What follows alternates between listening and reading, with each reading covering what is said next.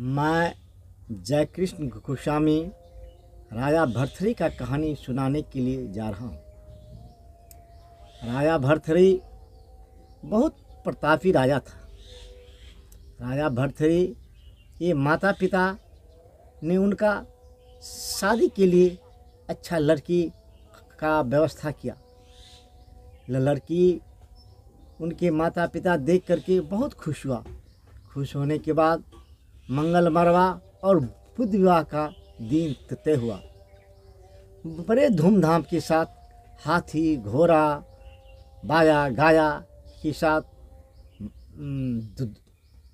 कहार में बैठ करके राजा भर्तृहरि को ले गया और उस लड़की के साथ शादी हुआ।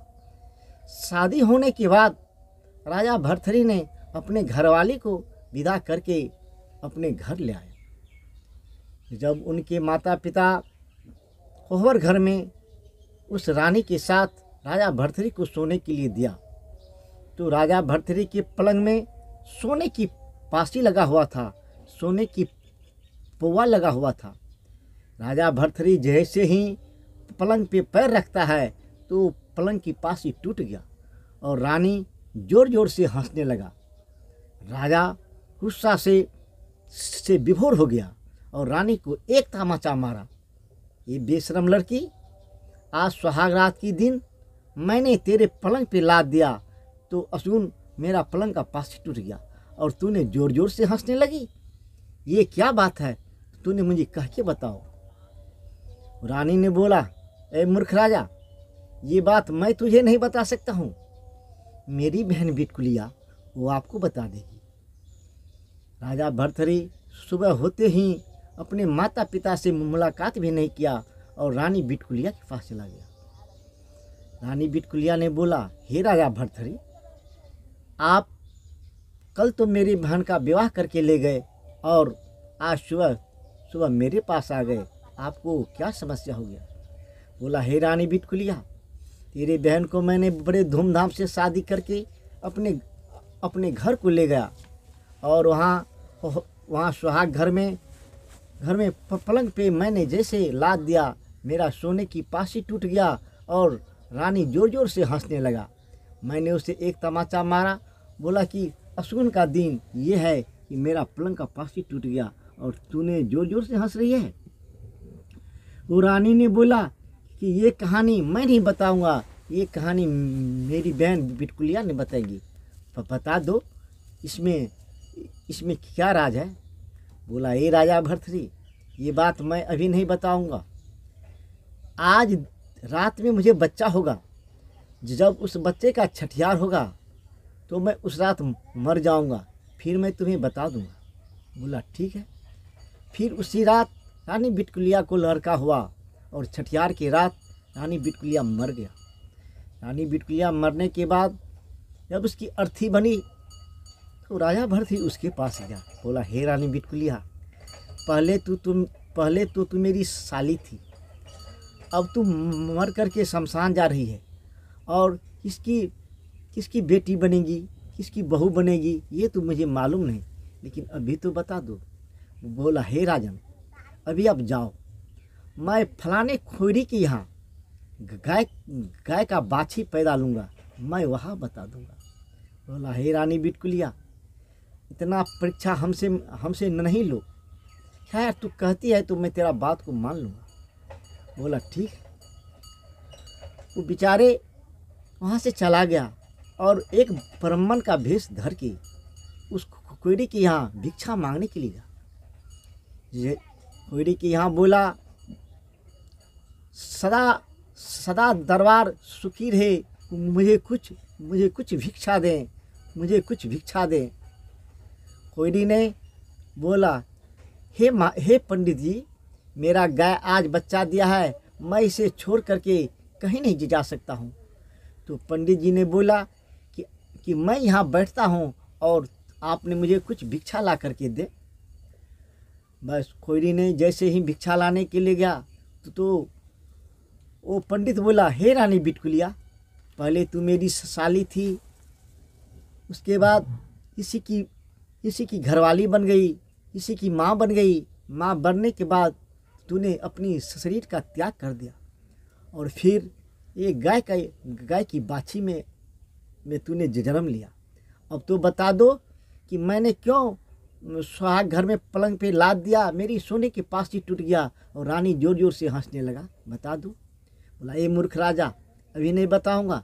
मैं ये चींटी जो चल रहा है ये चींटी नहीं है, ये मेरे लिए जमराज है।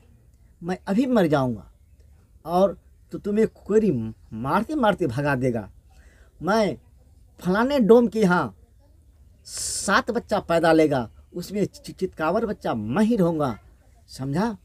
और वहीं मैं तुम्हें बता दूंगा। फिर उतने में वो गाय की बाछी मर गई और कोई वहाँ से आया भिक्षा लेकर के। वो बाछी को मरा हुआ देख करके राजा भरथरी को, जो पंडित के भेष में था, उसे मारते झाड़ू जूता चप्पल से मारते मारते भगा दिया। राजा भरथरी रोता हुआ चल दिया। जाते जाते उसी डोम के यहाँ पहुँचा। डोम के यहाँ सुगर ने 6 बच्चा दिया था। उसमें छठा बच्चा वही चितकावर सुगरी था। उससे बोला, हे रानी बिटकुलिया, अब बता दो, मैं राजा था, राजा से पंडित हुआ, पंडित से भिखारी हुआ और तेरे पास आया हूँ, बता दो। बोला, ए मूर्ख राजा, अभी नहीं बताऊंगा। ये कुत्ता जो आ रहा है, ये कुत्ता मुझे झपट लेगा, मैं मर जाऊंगा। मरने के बाद मैं फलाने राजा के यहाँ पैदा लूँगा, लड़की में मैं वहाँ बता दूंगा। बोला, ठीक है। फिर वहाँ से वो पंडित भरथरी जो था, पंडित जी चल दिया और जाते जाते उसी राजा के यहाँ पहुँच गया। उस राजा के यहाँ रात में रानी बिटकुलिया का पैदा होगा। पैदा होने के बाद 6 दिन राजा भरथरी उसी गांव में घूमता रहा। घूमते घूमते छठे दिन, छठियार के दिन ये पंडित की भेष में वहाँ जा पहुँचा। बोला, उन्होंने राजा ने बोला कि अच्छा दिन है जो ये पंडित बेचारे आ गए हैं, इससे अपने बेटी का हाथ दिखा लेना उचित है। तो पंडित जी को बुलाए और रानी बिटकुलिया का हाथ दिखाने लगा। हाथ देखने के बाद पंडित जी ने बोला, ये लड़की बहुत भाग्यशाली लड़की है, राजा के कोख में जन्म लिया है और किसी राजकुमार से इसका शादी बहुत अमीर घराने में होगा।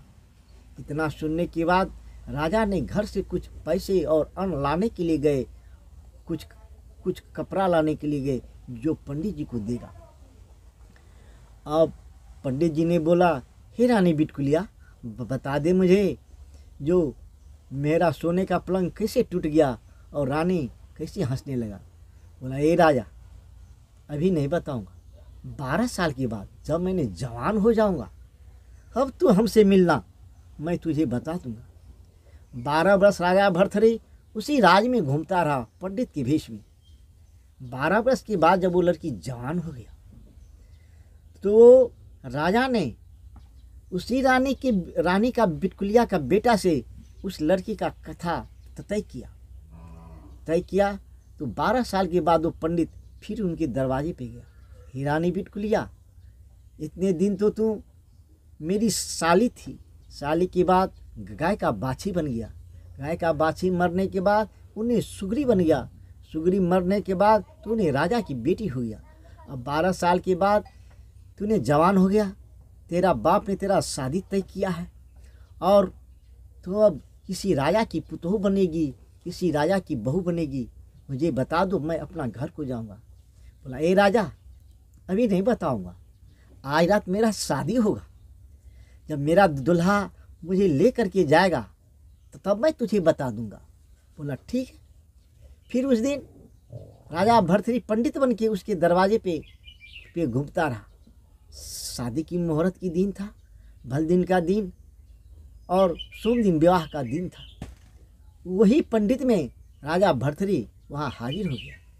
जब विवाह कर दिया और लड़की की विदाई कर दिया तो आराम से राजा भरथरी ने उससे पूछा, हे रानी बिटकुलिया, बता दो, अब तो तू किसी राजा की बहू होकर के जा रही है, मुझे बता दो, तो मैंने सोने की पलंग पे पैर दिया तो मेरा सोने की पासी टूट गया। रानी जोर जोर से हंसने लगा। बोला, ए मूर्ख राजा, तेरे पास ज्ञान नाम का चीज़ नहीं है? थोड़ा समझो, तूने 14 कोस राज कैसे संभालेगा?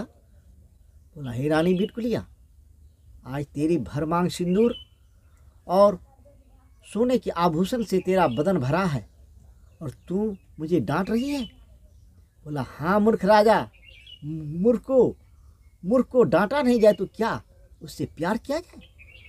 बोला, मेरी गलती क्या है बताओ जरा, बल्कि तू देख नहीं रहा है? जिस बच्चा को मैंने जन्म दिया वही बेटा मेरा है और वही बेटा मुझे आज पति बन करके शादी करके ले जा रहा है। भला बताओ, ये मुझे माँ मानेगा कि अपने घरवाली मानेगा? आप ही बताओ राजा भर्तृहरि। राजा भर्तृहरि ने कहा, हे रानी, ये तो तुझे अपनी घरवाली मानेगा, तो बताओ इस बेटा से मुझे बच्चा होगा कि नहीं होगा? बोला, हाँ निश्चित होगा। जब ये तुझे घरवाली मानेगा तो ये तेरे साथ संभोग करेगा तो तुझे बच्चा होगा ही। ये राजा भर्तृहरि, वो मेरी बहन तेरा अगले जन्म की माँ है, इसीलिए वो तूने सोने की पलंग पे लाद दिया तो सोने का पास ही टूट गया और रानी जोर जोर से हंसने लगा, क्योंकि जो मेरा बेटा था वो मेरा पति होकर के मेरे साथ संभोग करने के लिए आ गया है। अब तुम चाहो जो करो या भोग करो, या उसे घरवाली बना लो या अपनी माँ बना लो। राजा भर्तृहरि इतना बात सुनते हुए अपने घर को वापस आ गया और उस रानी का पैर छू करके प्रणाम किया। बोला, धन है माता, मैं तुझे पहचान नहीं पाया, तू तो अगले जन्म की मेरी माँ थी और इस जन्म में हमारी घरवाली बन के आई, लेकिन नहीं, मैं तुझे माँ का सम्मान अवश्य दूंगा और तुझे माँ ही बना के रहूँगा। राजा भर्तृहरि सारा राजपाट त्याग दिया और जोगी के भेष में देश भ्रमण करने के लिए चला गया। आज राजा भर्तृहरि के नाम से पूरे भारतवर्ष में प्रसिद्ध है और गोपीचंद जो भी है वो राजा भर्तृहरि के ही रूप में धारण करता है। राजा भर्तृहरि का कहानी समाप्त हो गया।